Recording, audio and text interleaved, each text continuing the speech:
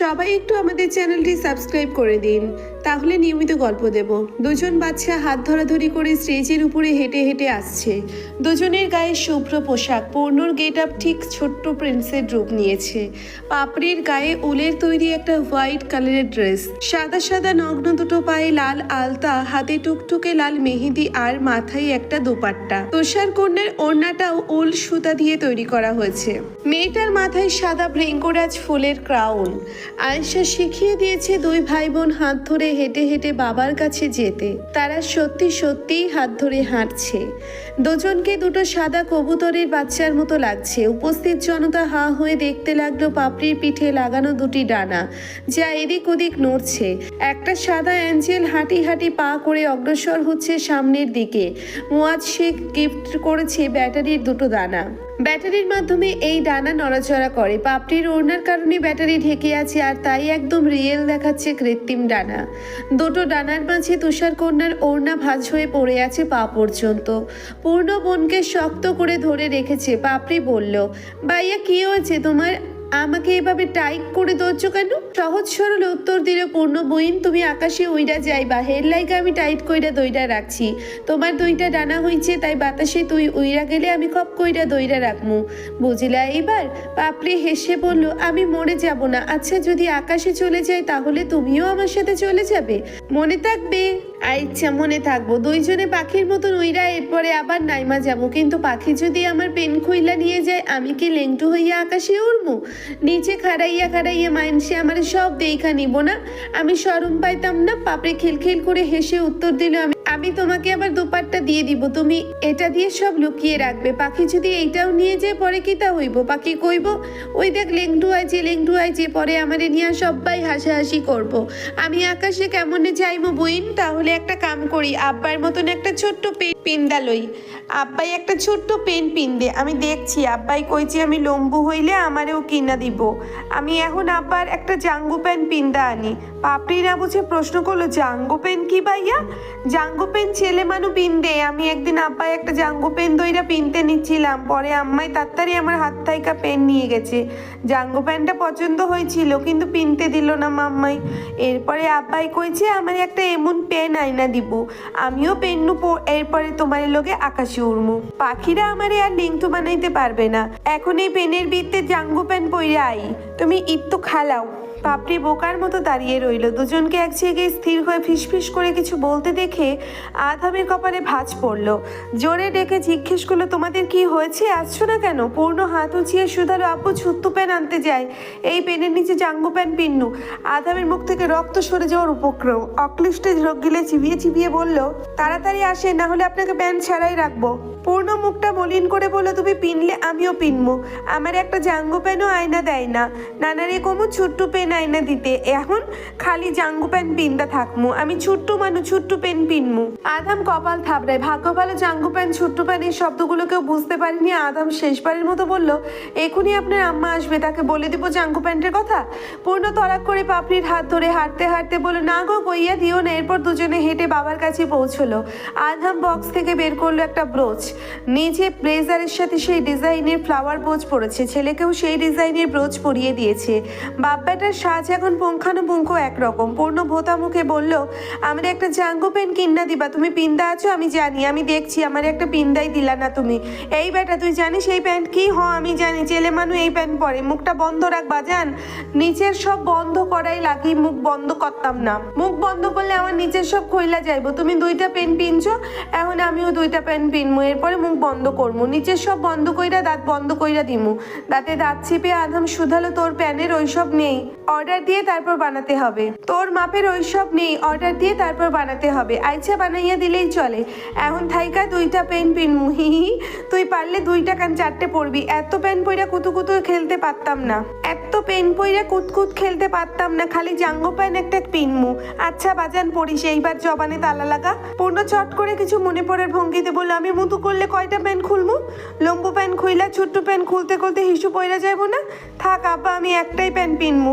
Adham একটা বড় box থেকে একজোড়া জুতা বের করলো, তুষার কন্যার পায়ে পরিয়ে দিয়ে বলল, পছন্দ হয়েছে আম্মা জান? ওয়াও বাবা, এত সুন্দর, এইটা আইস? না মা, এটা আইস নয়, স্বচ্ছ ক্রিস্টাল কাঁচ দিয়ে জুতা বানিয়েছি তোমার জন্য। তারপর মেয়ের মাথা থেকে অরিজিনাল ফ্লাওয়ারের ক্রাউন খুলে পরিয়ে দিল কাচের মুকুট। পাপড়ির উল্লাস দ্বিগুণ বেড়ে যায়। পূর্ণ টিমটিমে চোখে তাকিয়ে রয়, বুঝতে পারছে না বোনের পায়ে এবং মাথায় ওটা কি। দেখতে বরফের মতো লাগলেও অন্যরকম ঝিলিক মারছে। পাপড়ির ফকফকে হাসিটা জলজল করছে পিতার পক্ষ থেকে সুন্দর এই উপহারটি পেয়ে।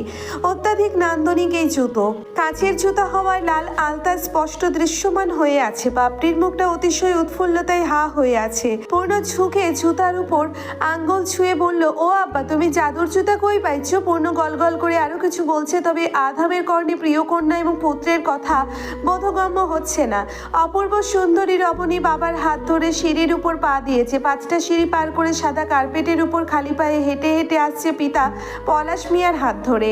নিগুড় নীরবতা নেমে আসলো চারিদিকে। রমণীর গায়ে ফকফকে সাদা গাউন, ডায়মন্ড জর্জেট ফেব্রিকের ফুল ইনারের উপর লম্বা সিঙ্গেল উল সুতার তৈরি আরামদায়ক গাউন। রূপসীর মাথায় টেনে দেওয়া আছে উলের দুপাট্টা। ওড়নার দৈর্ঘ্য মাথার তালু থেকে পায়ের নিচ পর্যন্ত। মুখের এক হাত নিচে পড়ে আছে ঘোমটা। বুকের সামনে দোলছে উল সুতা দিয়ে বোনা কুশি কাটার সাদা সাদা ফুল। সুতার ফুলগুলো যেন জীবন্ত। ওড়নার বর্ডারে হাতের কাছের এমব্রয়ডারি করা। নারীর মুখ দেখা অসম্ভব। মুখ দেখে বুক পর্যন্ত ওই খুশি কাটার কাপড়টা ঝুলে আছে।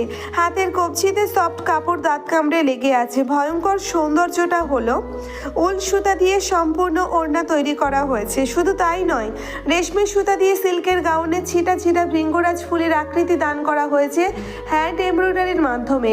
খুশি কাটার বিশাল বড় ওড়না এবং সিল্কের সাদা গাউনের সবটা জুড়ে ছোট ছোট ফুল এবং আনাচে কানাচে স্টোন বসানো হয়েছে। ক্ষুদ্র স্টোনগুলো শুভ্র জাদুকারী ফুলের মাঝে নক্ষত্রের ন্যায় ঝলমল করছে। উলের কাপড় সাধারণত মোটা হলেও ব্যবহার করা আরামদায়ক। পাপড়ি এবং পূর্ণিমা ড্রেস রেশমি সুতা এবং উল সুতার সাথে মিক্স করে বুনন করা হয়েছে। অর্থাৎ ভেতরের ভারী ইনার ছাড়া সিল্কের গাউন হলো রেশমি সুতা দিয়ে এবং দুপাট্টা হলো উল সুতা দিয়ে। সম্ভবত ইনারেও কাজ করা আছে, তবে তা দৃশ্যমান নয়। কুশি কাটা এবং রেশমি সুতার দারুণ কম্বিনেশন। হৃদয় হরণীর ধীর কদমে দুলে দুলে উঠছে সফট ফেব্রিকের দোলানি। আমন্ত্রিত অতিথিদেরকে জমিয়ে দেওয়ার জন্য শুরু হলো স্নোফল। পলাশ মিয়া হঠাৎ করেই থেমে গেলেন। মাথায় ক্ষুদ্র ক্ষুদ্র সাদা সাদা শীতল ফোঁটা কি জানি পড়ছে। অসীম নির্জনতা বিরাজ করছে উপস্থিত জনতার মাঝে। রকি, ম্যাক্স এবং মিস্টার জ্যাকসন, তারা 3 জন ড্রোন উড়াচ্ছে। ড্রোনের অপারেটর দক্ষ হাতে পরিচালনা করছে বাক প্রতিবন্ধী কন্যা এবং পিতার উপর অত্যাধুনিক প্রযুক্তির ড্রোনের খেলা। আধাম আয়োজন করেছে ক্ষুদ্র পরিসরে কৃত্রিম উপায়ে কনকনে শীতের মৌসুমে ফুরফুরে স্নোফলের। আধাম ইশারা করার পর থমাস ক্যামেরা অন করেছে। পূর্ণিমা বাবার হাত ধরে পিঁপড়ার গতিতে এগোচ্ছে আর উপর থেকে টুকরো টুকরো বরফ পড়ছে। পলাশ মিয়া একটা ধবধবে সাদা পাঞ্জাবি পরেছেন। মানুষটার মুখে অজস্র খুশি। তুষার রানী এক পলক তাকালো নিচের দিকে, যেখানে বসে আছে মুয়াজ, আর তার ঠিক পেছনের সারিতে তারেক বসে আছে। তারেকের পরিবার সহ উপস্থিত প্রত্যেকজন কথা বলতে ভুলে গেল। পূর্ণিমা উপহাসের দৃষ্টি ফিরিয়ে নিল তারেকের উপর থেকে। তারপর একটুখানি দেখে নিল একজোড়া মিষ্টি দম্পতিকে। তারা হলো মুয়াজ আর মুসফিকা।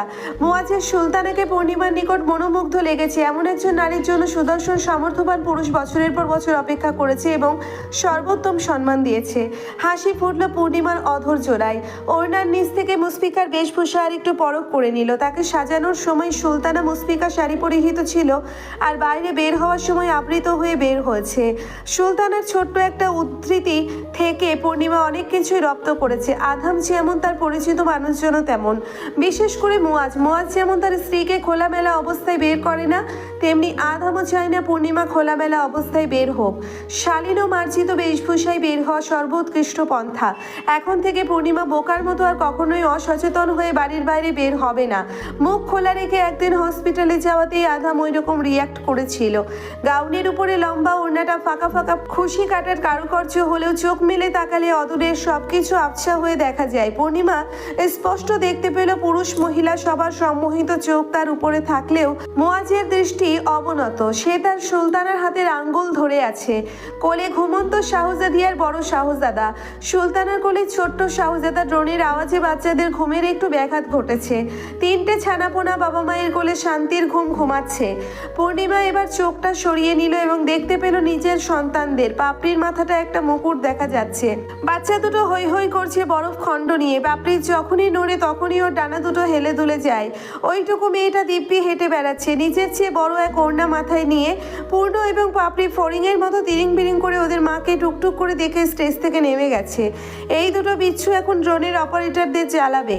চিত্রা দেওয়ানের মুখাবয়বে ভারী বিস্ময়। বৃদ্ধা বিধবা সাদা শাড়িতে স্টেজের উপর চেয়ারে উপবিষ্ট। সবাই সাদা রং জড়িয়েছে গায়ে, শুধু আয়েশা ছাড়া। আয়েশা একটা ডার্ক কালারের লেহেঙ্গা পরেছে। একটু আগে চিত্রা দেওয়ানের কানে কানে ফিসফিস করে বলে গেছে, বুবু আমি কিছু জানি না, তুমি ভাইজানরে কইয়া দিবা আমার বিয়ার দিন এমন কইরা অনুষ্ঠান করতে। চিত্রা দেওয়ানের চোখে চিকচিক করছে জলের ছিটা। আধামের বাবা মা জীবিত থাকলে আজকের দিনটি হতো আরো গুরুত্বপূর্ণ। অরিত্রী এবং আশরাফ তাদের প্রিয় ছেলে কতটা বড় হয়ে গেল যে শুধুমাত্র স্ত্রীকে স্বীকৃতি দেওয়ার জন্য জাঁকজমকপূর্ণ আয়োজন করেছে। আধাম ভাইয়ের স্ত্রী হলো আমার দেখা সবচেয়ে রূপবতী একজন নারী। মেয়েটার চোখে অগাধ মায়া, দেখলে মনেই হয় না বোবা। আমি কোনো নারীকে এতটা সময় নিয়ে খুঁটিয়ে খুঁটিয়ে দেখিনি। সত্যি বলছি, সে স্নো কুইন খ্যাতি পাওয়ার যোগ্য। এইরকম সঙ্গিনী বোবা হলেও আক্ষেপ থাকবে না, এটাই স্বাভাবিক। মেহেদি দেওয়ার আঙ্গুলের মাথায় ছোট্ট করে চুমু দিয়ে মুয়াজ শেখ কণ্ঠ খাদে নামিয়ে বলল, স্বামীর নিকট অন্য নারীর প্রশংসা করতে নেই সুলতানা, রূপের প্রশংসা তো নয়। রমণী থমকে গেল, দ্রুত নিজেকে সামলে নিয়ে বলল, লাস্ট সময় নারী দেহের ভোগবিলাসের অফার যেই পুরুষ নির্দ্বিধায় পায়ে ঠেলে বর্জন করতে পারে, সেই পুরুষ কখনোই প্রিয় নারী ছাড়া আরেকজনের প্রতি আকৃষ্ট হবে না। আপনি চরম স্বার্থপরতার মুয়াজ শেখ। আমাকে কখনোই বলেননি সুলতানা আপনাকে ভালোবাসি, সবসময় বলেন সুলতানা আপনাকে আমার ভালো লাগে। আর আমি প্রতিবার স্বার্থপরের মুখ থেকে এটাই শুনতে চাই, আমার ভালো থাকার জন্য হলেও সুলতানাকে দরকার। আমার ভালো থাকা হলো আপনি সুলতানা। শুনুন জনাব, আপনি আমার মাঝে নিজের সুখ বেছে নিয়েছেন আর স্বার্থপর বলে নিজেকে আখ্যায়িত করেছেন। এই স্বার্থপরকেই আদর্শ স্বামী হিসেবে পেয়ে দুনিয়াটা মনে হয় এক টুকরো স্বর্গ। যাই হোক, ধন্যবাদ শুধরে দেওয়ার জন্য। আর কখনোই কারো প্রশংসা করব না আপনার সামনে। মুয়াজ প্রত্যুত্তরে বলল, প্রশংসা করতে পারেন, কিন্তু জেনে রাখুন এক সুলতানা ছাড়া আমি মুয়াজ নামক মানুষটি দ্বিতীয় কোনো রমণীর মাঝে গলে যাব না। সম্রাট দিয়ে একজন এবং তার ব্যক্তিগত সেনাপতিও একজন। ওদের ক্ষীণ শব্দে কথা বলার মাঝেই মিস্টার জ্যাকসন ড্রোনের অপারেটর মুয়াজকে বানিয়ে নিজে একটা ভায়োলিন বের করলেন। সুর তুলে দিলেন ভায়োলিনের। পরিবেশটা হয়ে উঠল চমৎকার। মিস্টার জ্যাকসন খুব ভালো ভায়োলিন বাজাতে পারেন। এক রাজকীয় অভ্যর্থনায় পলাশ মিয়া তার মেয়ের হাতখানা জামাতার হাতে তুলে দিলেন। বৃদ্ধের চোখ থেকে খসে পড়ল দুফোঁটা জল। এটা খুশির কান্না ছিল। আধাম শ্বশুরের হাত থেকে নিজের হাতে পুড়ে নিল স্ত্রীর নরম হাত। পলাশ মিয়া মেয়ের কপালে চুমু এঁকে স্টেজ থেকে নেমে গেলেন। থমাস মুখে শীষ বাজিয়ে অ্যাডামের মনোযোগ আকর্ষণ করে ইঙ্গিত দিয়ে বোঝালো, আমাদের প্রিয় পল আঙ্কেল সব দেখছে। আধামের চোখ জোড়ায় পৈশাচিক কিছু একটা ধরা দিয়েছে। সে হাসলো প্রসারিত করে, আর এই হাসিতেই নির্দয় পল পোকাত হলো বরাবরের ন্যায়। পল শুনতে পাচ্ছে ভায়োলিনের সুর এবং দেখতে পাচ্ছে তার পছন্দের যুবকের হাতে বাঁধা পড়ে আছে একটি চন্দ্রের রঙের মেয়েলি হাত। যুবকের ওই ক্যানাইল দাগটা উকে দিয়েছে। মনে হচ্ছে পলকে হাতছানি দিয়ে ডাকছে। মিস্টার পল হাঁপানি রোগীর মতো ছটফট করছে। আধামকে ছুঁয়ে দেওয়ার জন্য যন্ত্রণায় ভুগছে। আধাম আবেশিত হয়ে মাথা ঝুঁকে স্ত্রীর হাতে ঠোঁট ছুঁয়ে দিল। তা দেখে পলের হৃৎপিণ্ড লাফাচ্ছে দ্রুত গতিতে। স্বামী স্ত্রী দুজনের উপর কৃত্রিম মাধ্যমে তুষারপাত হচ্ছে। আধাম আলতো করে দুপাট্টা একটুখানি উঁচিয়ে তুলে সহধর্মিণীর মুখটা পরিদর্শন করে নিল। অপরিসীম মুগ্ধতা ঝরে পড়ছে তার দৃষ্টিতে। বক্ষস্থল কাঁপছে উত্তেজনায়, সামলাতে পারল না, তাই স্থানকাল ভুলে গিয়ে সহসাই ভুল কাজটি করেই ফেলল। টুপ করে ওড়নার নিচে মাথা ঢুকিয়ে কপালে আর গালে একটা চুমু দিয়ে দিল। চিত্রা দেওয়ান ইতস্তত বোধ করে চোখ সরিয়ে নিলেন। পূর্ণিমা লজ্জায় মরি মরি তুষাররানীর খোপায় গাঁথা টকটকে লাল গোলাপ আধামকে আহ্বান করছে। ওই গোলাপটা যেন জাদু জানে। আশ্চর্য, একটা গোলাপ দিয়ে চুল বাঁধা যায়? আধামের জানা ছিল না, আজ জানলো এবং দেখলো। বহু কষ্টে ঢোক গিলে আস্তে আস্তে বলল, কোনো ভালো কাজের বদৌলতে আজ জ্ঞান হারাচ্ছি না, বলতে পারছি না। অপার্থিব সৌন্দর্য আমাকে শেষ করে ফেললো। পাশে বসে থাকা চিত্রা বাধ্য হলেন উঠে যেতে।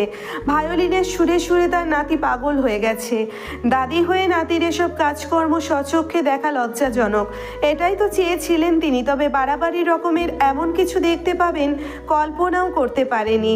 আধামের নাকের ডগায় বরফ কণা লেগেছিল, সেটা পূর্ণিমা হাত দিয়ে সরিয়ে দিয়েছে।